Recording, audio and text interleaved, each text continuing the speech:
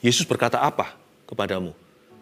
Jangan kita yang cerewet melulu, kita beritahu Tuhan ini perasaanku. Ya bolehlah curhat dengan Tuhan. Tapi isilah sebagian besar doamu itu sebaliknya. Biar Tuhan yang berbicara kepada Anda itu jauh lebih berguna. Kalau kita yang banyak bicara, nggak timbul iman. Karena iman tidak timbul dari pendengaran firman-Mu. Atau perkataanmu dan perkataanku. Tapi kalau kita bisa setelah curhat dengan Tuhan, kita buka kuping berdua, 2 kuping telinga, lebih banyak mendengar daripada berbicara. Curhat itu perlu untuk hati ke hati. Tapi setelah itu telinga harus terbuka. Tuhan speak into my life. Perasaan Anda berkata, kamu korban, kamu korban. Kita selalu merasa tertuduh. Bukan tertuduh, kita merasa kasihan. Aku ini gak harusnya begini, tapi karena. Tapi waktu Tuhan berbicara, Tuhan tidak gubris itu. Saya rasakan iman di ruangan ini. Dan saya kirimkan iman demikian ke kamar-kamar dan rumah-rumah Anda di mana jemaat berada. I believe, therefore I speak. Aku percaya sebab itu aku berkata-kata. Terimalah janji-janji Tuhan. Terimalah urapan di dalam nama Yesus Kristus untuk hidupmu. Berhenti merasa malang bagi dirimu. Waktunya kita bangkit di tahun yang baru ini dengan semangat yang baru. Sampaikan sabdamu Tuhan Yesus. Seperti biasanya kau sembunyikan hamba-hambamu ini selalu di balik salib Tuhan. Dalam nama Yesus. Amin. Oh, haleluya. Mari kita semangat untuk mendengar firman Tuhan. Kita buka sama-sama ayatnya di Yohanes pasal 5, diberi judul Kalahkan Mentalitas Korban. Saya tahu sesuatu pasti akan terjadi karena saya dapat judul ini dari mimpi. Berapa hari yang lalu dalam sebuah mimpi, persis sebelum saya bangun di pagi hari, Roh Kudus beritahu begini, ini judulnya ya, kamu bahas dari Yohanes 5, tentang kolam Bethesda. Beritahu sama umatku, bahwa mereka harus kalahkan mentalitas korban. Sungguh, hal pertama yang harus dibuang kalau kita mau menang, ya ini, victim mentality. Kita belajar dari seorang yang disembuhkan, padahal dia terima mujizat. Ternyata, dia juga nggak berubah. Karena mentalitas itu pilihan kita. Kita mau percaya sama Tuhan, kita mau menjadi seperti dia, atau Tuhan ditarik ke bawah, Tuhan harus mengerti perasaanku. Jangan. Kita yang harus berubah, bukan Tuhan yang harus berubah. Yesus nggak berubah dahulu, sekarang, selamanya. Yohanes 5, penyembuhan pada hari Sabat di kolam Bethesda. Ambil catatan ya, ada banyak pewahyuan. Sesudah itu ada hari raya orang Yahudi. Dan Yesus berangkat ke Yerusalem. Di Yerusalem dekat pintu gerbang domba. Ingat-ingat, pintu gerbang apa? Pintu gerbang domba.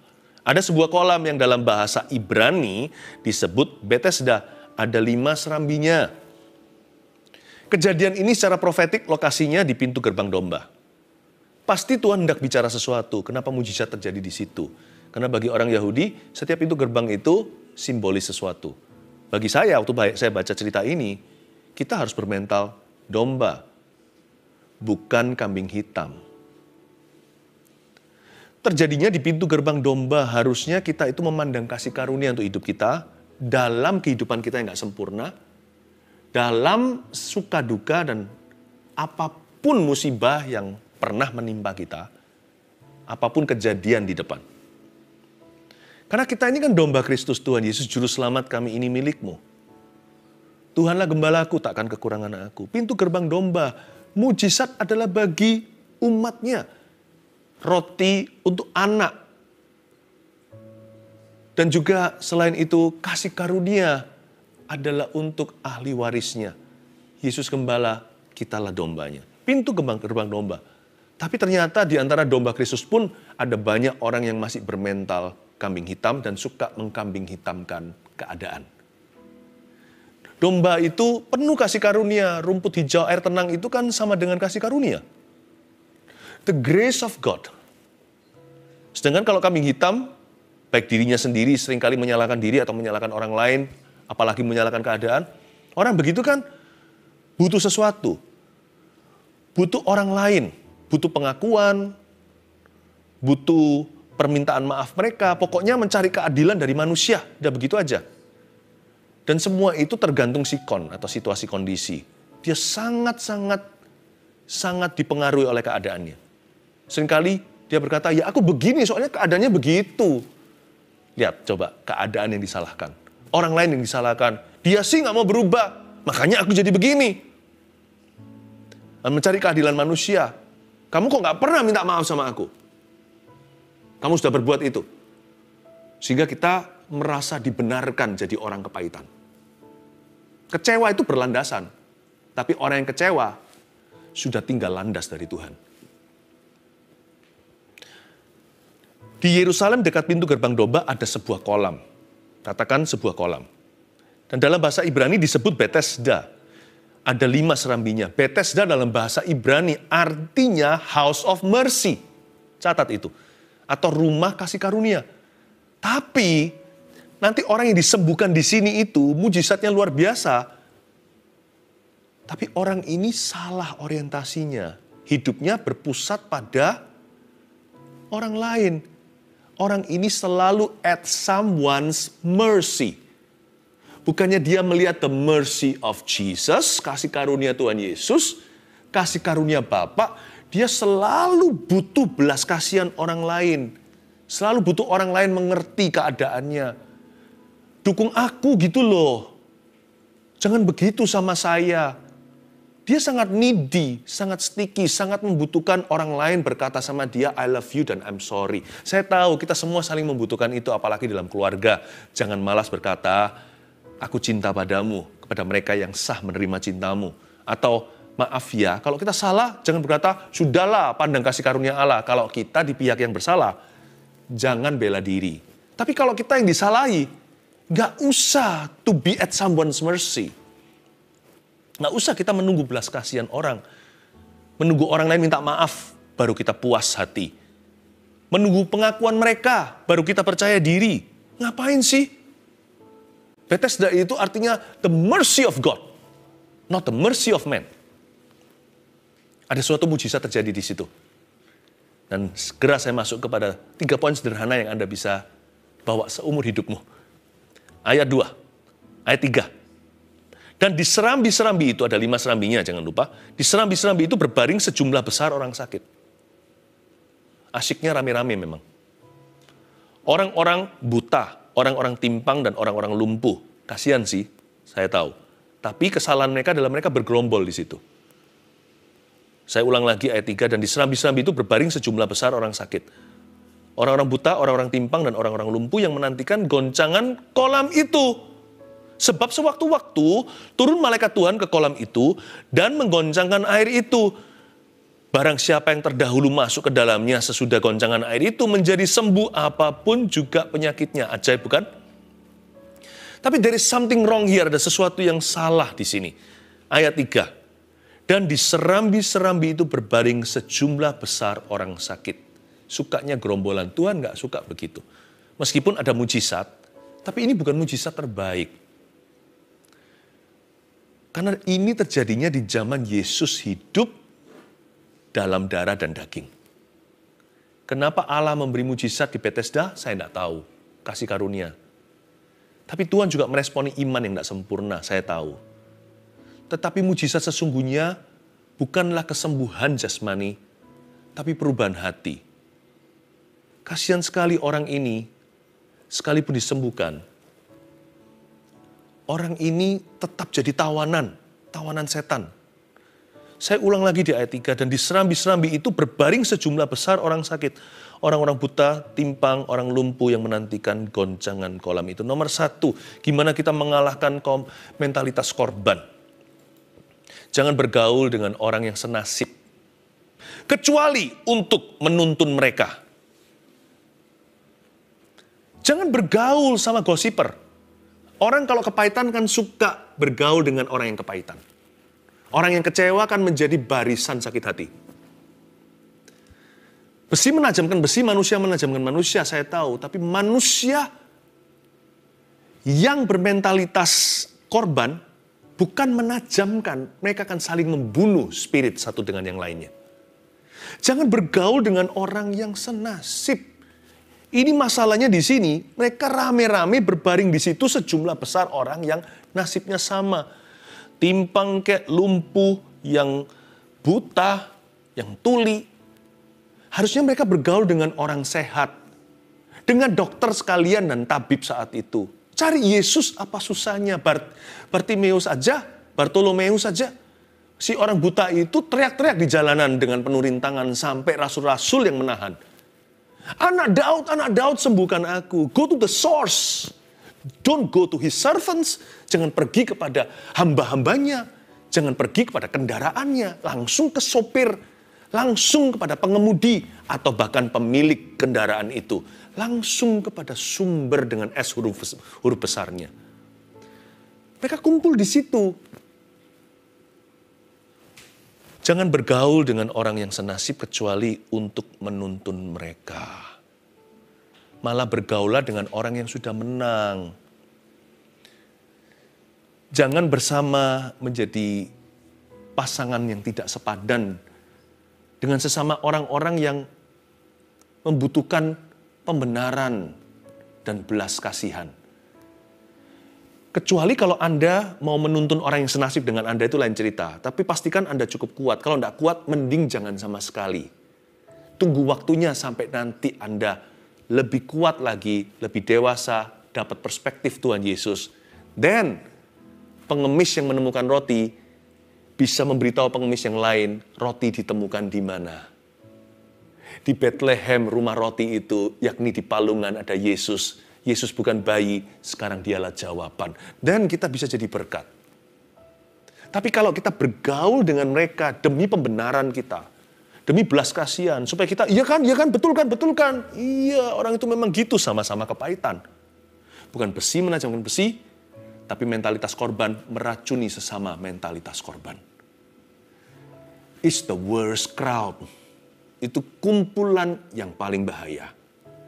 Kering rohani, jemput kekeringan, sama-sama mati rohani. Orang buta, tuntun orang buta, dua-dua jatuh di selokan. Harusnya dibubarkan tuh gerombolan. Di kolam Bethesda, ini opini saya, ini tafsiran saya. Tapi dalam praktek saya absolut tahu bahwa ini berlaku. Saya tahu bahwa ada pergaulan yang buruk, merusak kebiasaan baik, bahkan membunuh iman sebelum waktu. Sehingga gugur yang namanya keyakinan dan kepercayaan. Nggak bisa terjadi kehidupan. Sekali lagi nomor 1, jangan lupa. Bergaulah dengan orang yang sudah menang. Kami juga selalu berusaha untuk mengemas acara saat teduh ini. Untuk secara nggak langsung kita bergaul dalam kemenangan Kristus. Dalam hadiratnya, dalam firman yang membangun. Supaya jikalau Anda kesepian sekarang di rumah, Anda bisa bergaul dengan kami. Kami pun bergaul dengan Anda. Kami bukanlah sang pemenang dengan P huruf besar. Kristuslah yang telah menang atas maut. Tapi mari kita besi menajamkan besi, Anda menajamkan saya menajamkan Anda, kita saling menajamkan dalam Tuhan. Saya rasa obrolan seperti ini bukan hanya healthy, sehat, tapi juga berguna. Bukan hanya berguna, ada kuasa. I think this is the best crowd to be in the presence of God together. Untuk berada dalam hadirat Tuhan bersama-sama. Jauhi kumpulan yang menjatuhkan. Lihat berikutnya ayat 4. Sebab sewaktu-waktu turun malaikat Tuhan ke kolam itu dan menggoncangkan air itu. Ada stirring. Diaduk-aduk kolam itu. Caranya Tuhan membuat mujizat di Bethesda. Betul-betul kasih karunia. Mereka tidak layak terima mujizat demikian. Ini adalah pernyataan. Gak pernah terdengar yang beginian lagi. Saya pernah ke Israel, melihat kolam Bethesda itu udah kering, udah dari jauh, udah dikasih line, tidak boleh kita melewati batas. Di bawah sekali, tidak ada airnya. Nggak ada kuasa di situ. Tapi Yesus tetap sama, dahulu sekarang sampai selama-lamanya. Cari Yesus. Sewaktu-waktu malaikat Tuhan itu ke kolam dan menggoncangkan air itu, ada stirring. Ada diaduk airnya. Barang siapa yang terdahulu masuk ke dalamnya, sesudah goncangan air itu menjadi sembuh. Jadi Tuhan tetap menuntut respon. Orang-orang itu yang terlebih dahulu meresponi dan masuk ke dalam kolam itu apapun sakitnya, menjadi sembuh. Yang kedua, cara kita mengalahkan mentalitas korban di dalam diri kita. Merasa malang, merasa paling kasihan. Aku ini korban keadaan, korban manusia, korban laki-laki, korban pacarku, korban suamiku, korban istriku, korban anakku, dan sebagainya. Korban pokoknya. Yang dua, poin kedua, turuti dorongan iman yang timbul dari firman. Jangan dengar perasaanmu yang bisa menyesatkan atau menipu. Karena salah satu cara iblis memberi tipu muslihat adalah lewat perasaan kita. Oleh karena itu orang benar harus hidup oleh imannya, bukan oleh perasaannya. Perasaan kita berharga kalau dituntut iman. Kita bisa peka. Peka karena Tuhan. Peka di dalam Tuhan. Peka untuk orang lain. Tapi kalau perasaan kita itu liar, kalau tidak ada kekang firman di dalamnya, bisa dipakai iblis untuk menghancurkan hidup kita. Karena itu selalu komitmen ini, kalau kita mau mengalahkan semua negatif feeling di dalam diri kita, termasuk perasaan diri korban, selalu turuti, ini komitmen hati, turuti dorongan iman. Jangan turuti hawa nafsu dan negative thinking. Jangan turuti yang namanya perasaan pesimis. Jangan turuti apa yang melawan firman. Apa yang melanggar firman-Nya. Turuti dorongan iman yang timbul dari firman. Iman timbul dari pendengaran firman. Firman Yesus Kristus, Roma 10:17. Ya. Itu dia. Makanya itu di ayat berikutnya kita lihat Tuhan memberi dia satu tempat bertumpu agar iman tumbuh di dalam hatinya. Dan tumbuh bukan karena kolam. Tumbuh karena kata Yesus. Ayat 5. Di situ ada seorang yang sudah 38 tahun lamanya sakit. Ini mujizatnya tak tersangkali. 38 years lumpuh, 38 tahun. Mungkin seumur hidup. Mungkin pria ini usianya 38. Ketika Yesus melihat orang itu berbaring di situ. Dan karena ia tahu bahwa ia telah lama dalam keadaan itu, garis bawahi berikutnya, berkatalah ia dengan I huruf besar, yaitu Yesus sendiri, berkatalah ia kepadanya, ada firman, maukah engkau sembuh?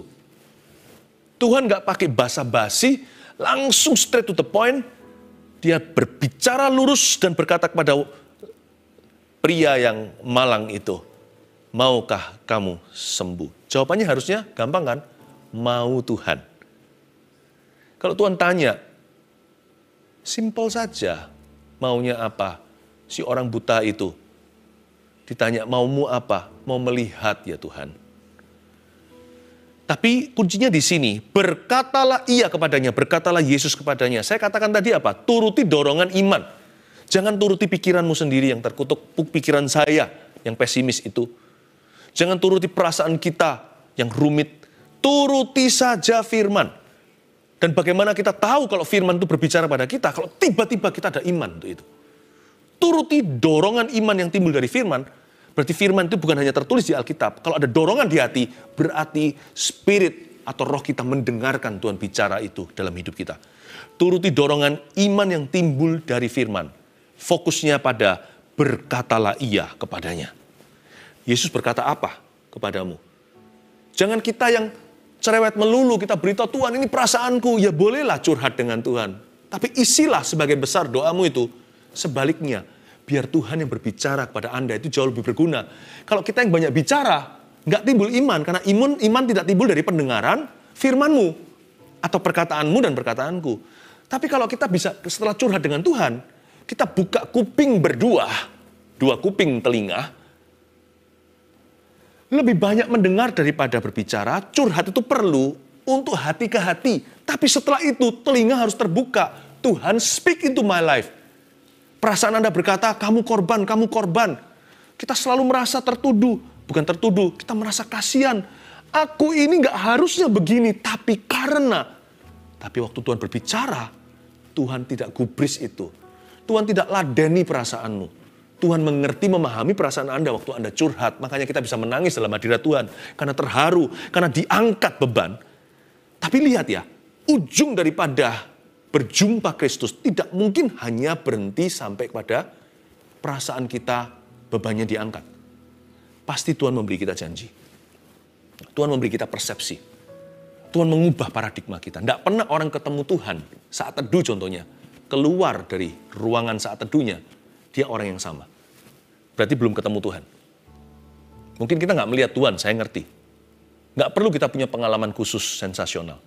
Tapi kalau kita berjumpa dengan Kristus, hati ke hati, ujungnya dia ubahkan. Kita bisa curhat awal mulanya. ujungnya Tuhan berbicara kepada kita, izinkan. Kuncinya terletak pada berkatalah iya kepadanya. Si lumpuh itu. Turuti Tuhan Yesus. Seringkali Tuhan tidak ladeni loh. Saya beritahu dulu di depan. Kita bisa ngomong banyak hal, paling Tuhan peluk dan berkata, iya, cup, anakku, aku sayang padamu. Tapi ketika Tuhan buka mulut dan berbicara kepadamu, kita naik level langsung, di-upgrade perasaan kita. Pikiran kita jadi, waktu kita menoleh ke belakang atau lihat ke bawah, aduh, sebelum aku dibawa masuk ke hadirat Allah lebih dalam lagi, membaca dan merenungkan firman-Nya, aduh, tumpul sekali ya tadi pikiranku. Betapa dangkalnya paradigma saya. Tuhan upgrade kita. Itu yang kita turuti. Jangan ladeni perasaan, ladeni firman. Di situ timbul iman yang mengubahkan. Mujizatmu dari situ. Ayat 6 tadi sudah, kita lihat ayat 7. Sayang sekali, jawaban pria ini begini. Jawab orang sakit itu kepadanya, Tuhan. Jadi dia tahu dong, itu Tuhan. Dia tahu dong, itu lebih pangkat dari kolam itu. Dialah penyebab kolam tersebut. Tuhan, tidak ada orang yang menurunkan aku ke dalam kolam itu. Apabila airnya mulai goncang, dan sementara aku menuju kolam itu, orang lain sudah turun mendahului aku. Lihat, apa yang salah di ayat 7? Pertama dia sebut Tuhan.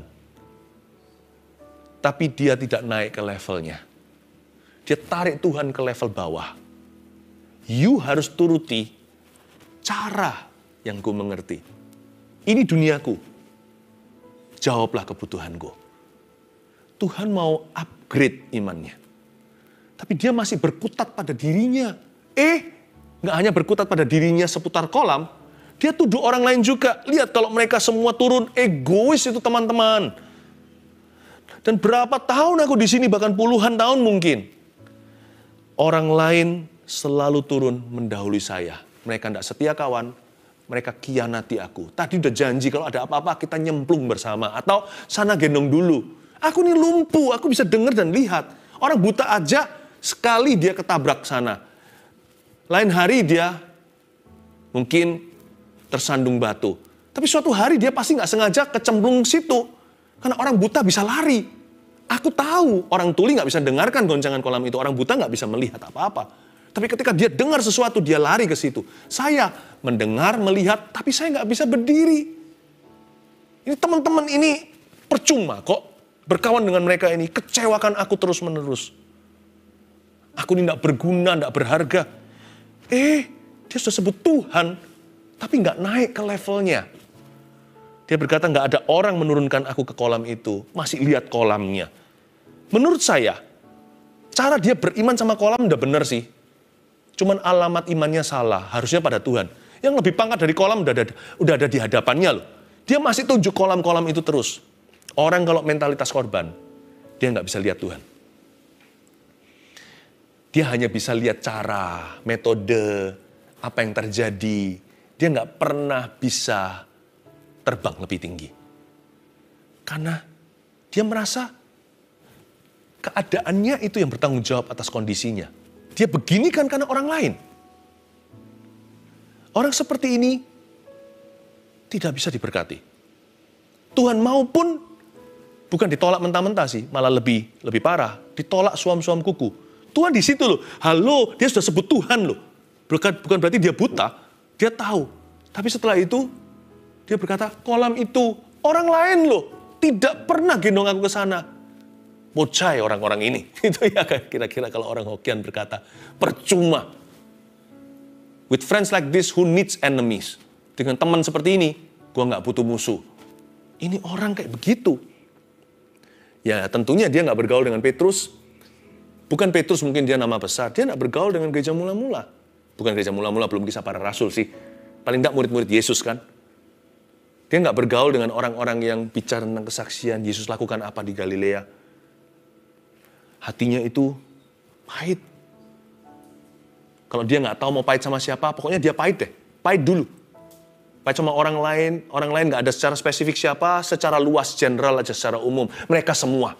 Kalau nggak ada orang, mungkin dia nanti kepahitannya sama Tuhan. Saya tunjukkan, ujungnya dia khianati Tuhan Yesus. Sesudah Tuhan sembuhkan dia. Nggak akan berubah, kecuali Anda putuskan hatimu selesai dengan mentalitas korban. Ayat 8. Kata Yesus kepadanya, bangunlah, angkatlah tilammu dan berjalanlah. Wow, betul-betul house of mercy. Inilah arti Bethesda sesungguhnya. Tuhan sembuhkan dia, padahal dia nggak minta. Jawab iya ya enggak, jawab enggak ya enggak. Dia bilang, bangun, angkat tilammu, berjalanlah. Dan pada saat itu juga sembuhlah orang itu. Lalu ia mengangkat tilamnya dan berjalan. Ajaiblah Tuhan. Tetapi hari itu hari Sabat. Nah, ini masalahnya nanti dengan orang Farisi, ayat yang berikutnya ayat 10. Karena itu orang-orang Yahudi berkata kepada orang yang baru sembuh itu. Ini orang-orang Yahudi ya, sebagian orang Farisi, hari ini hari Sabat bro. Dan gak boleh engkau memikul tilammu. Ini sebenarnya lucu. Masih banyak orang yang begini di dunia ini. Gak bisa lihat tujuan Tuhan, tapi bisanya hanya cari-cari kesalahan. Hari itulah kejadian yang sangat menggelikan. It is the day when getting healed was a crime. Itulah hari ketika orang sembuh total.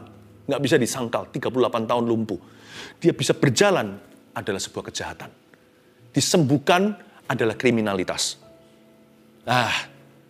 Jangan ikut-ikut.